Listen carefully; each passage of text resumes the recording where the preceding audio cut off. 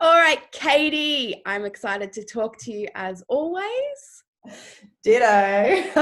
You tunes. Today we are giving the people what they want, yeah? So often I know we want to talk about all the woo-woo stuff and the stuff that we know that really matters on a deeper level. And so often, I bet you can agree with me, people just come to you with these surface level questions, right?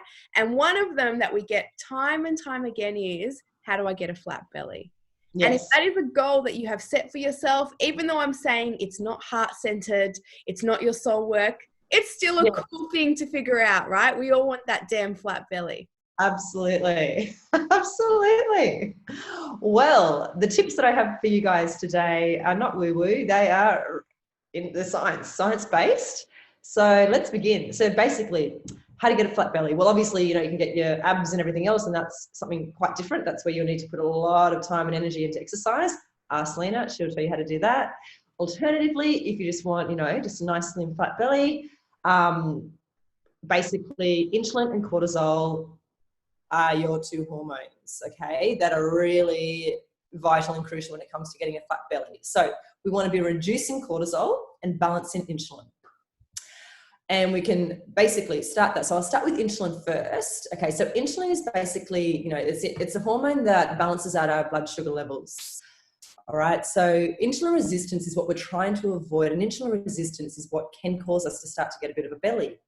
And that leads to more fat around the belly region when we're eating more, sugar, flour, white rice, Coca-Cola, anything really that's high in sugar, will then basically startle insulin, and that will make insulin rise. And then insulin is basically the key to our cells, to unlock our cells to let glucose in. All right, so we've got too much insulin running around the body, and our body is constantly producing insulin because of our high sugar diet.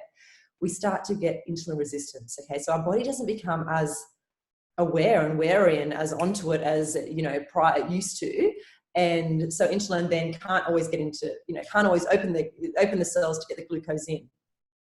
So the aim is really to balance our blood sugar levels, and there's a few little tips that I can give you guys. Obviously the most obvious one is reducing our sugar, and sugar is found in a lot of food. Sugar is even found in marinades. Okay, when you get a lamb from the grocery store, they have added sugar. So added sugar is added to so many things because it does make it taste good. A lot of restaurants add sugar to their sauces, etc., as well, that you may not even realize, which is why it also tastes really good too. So that's one thing that we want to be reducing. Also, I always say to my clients to have a breakfast which is rich in protein and fat. That is the best breakfast you could ever have for yourself, and that will basically help your blood sugar levels be balanced throughout the entire day. And I always know myself when I've had a protein fat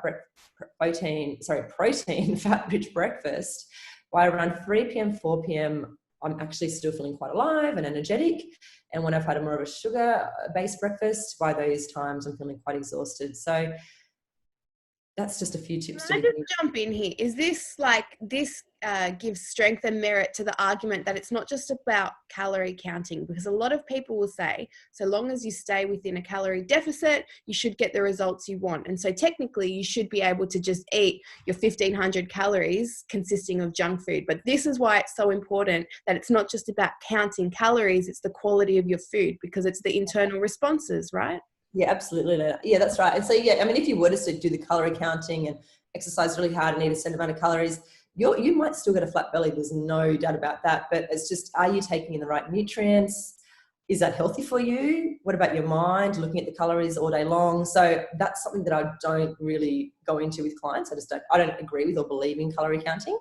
So this is something that I personally prefer to focus on, where you're actually thinking protein, fat. So protein, eggs for breakfast is ideal. Sometimes people might even have a leftover dinner, which might have been salmon, which some people think, oh my goodness, I cannot get my head around eating a salmon for breakfast. But a meal like that is actually one of the best meals that you could be having for breakfast, which, if you had salmon and a whole plate of vegetables, that would be fantastic. And I do know some personal trainers that actually tell their clients to eat that way. So that is a wonderful breakfast. Or you can just have, a few eggs and a lot of vegetables or whatever else. So that's your protein. The fats are obviously your olive oils, your avocados. You can even add some little seeds to your breakfast as well, which is ideal. So that is what I really recommend to clients to be having for breakfast, as opposed to your cereals, And even your porridges, depending, see how it goes for you. But some people, when they put the porridge, they're having lots of fruit. Fruit is amazing for you, but fruit will increase insulin. Fruit does have natural sugars in it. So we need to be aware of that. People that are diabetic or people that do want to lose weight, that's something that we do sort of say, look, reduce the sugar or have the low fructose fruits instead. You know, I think it's about understanding that it goes hand in hand too. Like, I know for me, eating a breakfast, like you're saying, high fat, high protein, it's going to enable me to feel more energetic so that when I come into my sessions, the output in what I'm able to achieve in a session is far greater than when I eat something like oats. My body metabolizes that kind of input so quickly. When I eat oats, I'm hungry within 90 minutes, like ravenous, which is great. My body's utilizing that really well. But for the rest of the day, I'm just hungry and I feel a bit flat. So it's understanding that, you know, everything has to work holistically for you. Absolutely, Lena. And even just like you said, what's your mood? Like the flatness as well. Like that could even be a mood aspect as well. Just see how you are feeling, you know, mood wise too. So another thing you can do as well. So the other thing they recommend is that to have smaller meals throughout the day to balance the blood sugar levels. But some people work best on that. Other people actually work best on 3 or 2 good solid meals. So it really will depend on you and your body. Listen to your own body to work that out.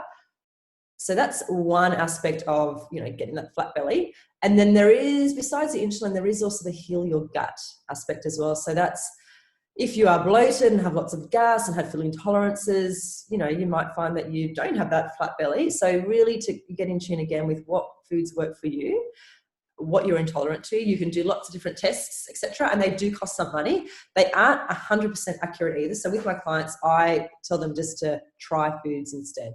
Try something for a week, take it out, see how you go. Even hop off foods for a month or so, see how your body goes and reintroduce them really slowly.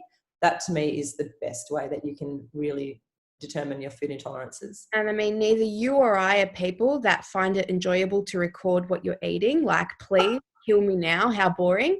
But if you are going through something like this, it is really necessary for you to record what you're eating so that you can have it as data that you can analyze, or somebody could give it to somebody like yourself and say, this is what I'm doing. Please have some input in what could be causing the gassiness or the bloating that I'm feeling, right?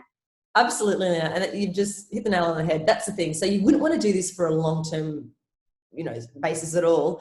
But when I do see clients, I do get them to write down what they're eating and they do bring it back each week so I can actually really see what is causing their issues. Exactly. So how long should you be recording what you're eating for it to be useful data for somebody to analyze? Good question. Well, it really depends on your body. You could do it for a week. You could do it for a month.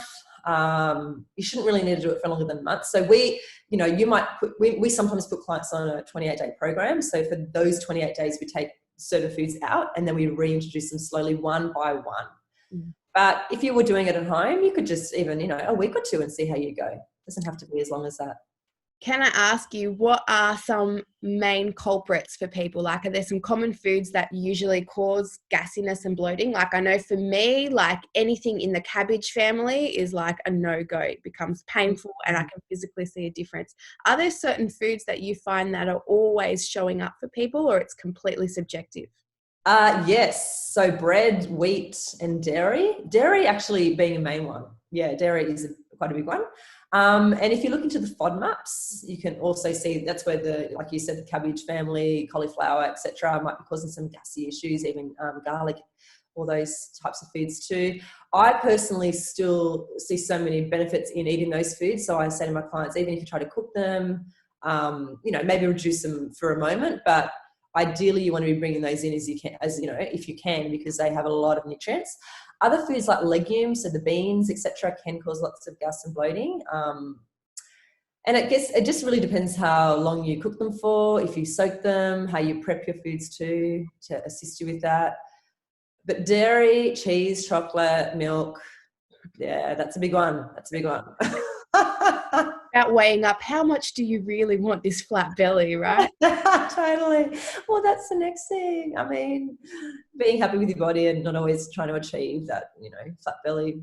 Is I'd that like, okay? I'd like to just take this opportunity to say, like, I have been a person who has eliminated certain food groups in the hope of achieving a certain look. And I want to say the difference between the way that I look when I'm eating the way that I am now, which is, I like to call it intuitively, giving myself whatever, whenever, basically. It's not restricting foods based on, the outcome that I'm hoping for my body. And when I have removed everything that was refined, everything that was processed, it's kind of like a very minimal difference, to be honest. That, you really have to weigh up. There is a difference, honestly, but for me, I'm not somebody that is using my body to kind of, do anything necessarily. If you're a competitor that is getting on stage, if you're a model, I guess it might be useful. But for the everyday person, the difference between doing all of that and just eating, a well-rounded diet that includes things that you like, I just want to put it out there that you're not going to have that dramatic of a difference, that I feel like it's worth taking out everything that you love from your diet. Oh, absolutely, Lena. You do not want to ever deprive yourself. I don't have a flat belly at all, so it's funny that I'm even talking about this subject. And I never have. And it's just, my genetics have never been one to give me a flat belly. Even when I was a lot skinny, I still had a little bit of a belly. So again, it's just, I eat for nutrients. I do still try to eat to, balance my blood sugar levels, and I am always focused on reducing stress and cortisol, etc. But I'm not looking at that belly thinking, oh, I need to reduce this because I've just given up. I've worked out that this is always going to be my body. And yeah, I'm more focused on health. So Steve and I were looking at photos of ourselves, from about, it's probably 10 years ago now. And, we both had six packs at the time. And we were saying, like, there is literally no correlation between the way that your body looks and your level of fulfillment and happiness. And we were saying, like, both of us now, we're still in good shape, but we don't have that, fitness physique necessarily. But we do give ourselves the opportunity to be spontaneous and to just have that little bit more fun. And how we wished so much that people would realize, in sacrificing the desire to have this perfect body, you actually make more room in your life for things that are far more fulfilling. And you can connect with family and friends in this way that feels so much more free than when you're being a person that is restrictive and obsessive and counting everything because you're so tunnel visioned on this particular image that you think is going to make you feel a certain way, and it just doesn't. absolutely, it doesn't. Yeah, you're right, Lena. It doesn't. And being at a party and wanting a glass of wine and being on this strict diet and depriving yourself at these moments, it just doesn't bring you as much joy and happiness. Not that I'm saying drinking does bring joy and happiness either, but yeah, having that freedom to be able to choose what you want, have a bit of chocolate, etc., is much more long-term healthier, I think, as well. Yeah, beautiful. So All I'll right. move to the cortisol. Yes, please. As well. So basically reducing cortisol. So cortisol is your stress hormone, which again, that can increase the belly fat. So there's lots of different ways you can reduce cortisol, and everyone's got their own that works for them. It's really important to work out, how can I relax? Is meditation something that I do? Is yoga? Is exercise? Whatever it is that works for you. Sleep is also crucial when it comes to this, and trying to ensure that you're getting the 7 to 9 hours of sleep every night. There's lots of different articles out there that give you lots of different tips on sleep. The main one is to make sure that you go to bed and wake up ideally around a consistent time, give and take, an hour or so each way, each night. So, and also the hours before midnight, they say, are just really valuable to the body, as opposed to after midnight. So you might find that, if you ever go to bed at 3 a.m. to 10 a.m., your sleep just isn't as really deep and the quality isn't as great as if it would be if you went to bed at 10 p.m. to 6 a.m. So that's really important too. And ensuring even throughout the day that you've got at least 20 to 30 minutes of relaxed Zen time, even if you break that up, 10 minutes in the morning, 10 minutes in the evening, or wherever it is, but just actually putting time aside for yourself off the, getting off the computer screens, off the phones before bed, even getting off watching horror movies or, anything stressful, the news, TV shows that just cause you, you more of negative emotions. So that's really important too. So Why is it a problem? Sorry, why is the cortisol a problem in terms of a flat belly? So cortisol is the stress hormone. So it increases, basically cortisol is, will add to the body, basically keeping it holding onto the fat, okay, which typically happens around the belly as well. So if you have a lot of cortisol in your system, you won't be burning as much fat. And that just disrupts all the different hormones throughout the body as well, including insulin too. So yeah, that's the reason behind that. Love it. Okay, cool. So telling us to sleep more and relax more for that flat belly. I think that's one we can all get behind. I think, okay, I can do that. The dropping chocolate, not so sure, but I can sleep more. Yeah, Sounds good. exactly. And when they do talk about as well, abdominal adiposity, which is a fat around, I mean, we're talking about a big fat belly, and that is a health issue that does increase the chances of heart disease, diabetes, you know, it will reduce your lifespan, etc. as well. So, you know, that is what you want to avoid. But needing that flat board belly is something that, you know, you just need to work out yourself if that's something that is achievable and how happy you can be getting to that. Yeah. But just trying to avoid the big belly is the aim when it comes to, you know, long-term health as well. Yeah. I just thought it was so useful to jump on with you because, I mean, we know people can do all the exercise in the world. You can do every core challenge that's offered on the internet. But if you don't get these things to come to the party as well, you're just not going to get the result that you want. As many crunches as you do, nothing much is going to change physically.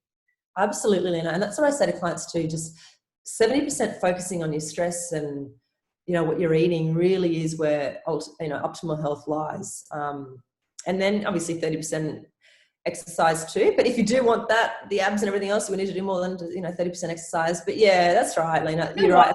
I'm going to stop you there because what I like to say, and I wonder if you agree with me, I think it's always 70-30, but I always say that 30 shouldn't be undervalued and that 30% should be really effective and efficient.